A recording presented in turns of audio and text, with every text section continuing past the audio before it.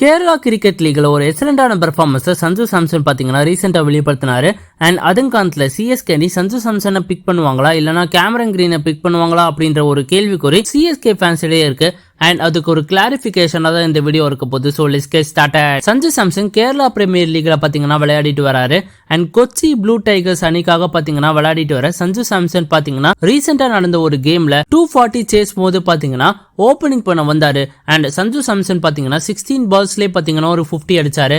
And அதுக்கப்புறம் 48 பால்ஸ்ல ஒரு 100 பாத்தீங்கன்னா சஞ்சு சாம்சன் அடிச்சு கொச்சி ப்ளூ டைகர்ஸ் அணியை பாத்தீங்கன்னா அந்த பர்டிகுலர் மேட்ச்ல பாத்தீங்கன்னா வின் பண்ண வச்சிருப்பாரு.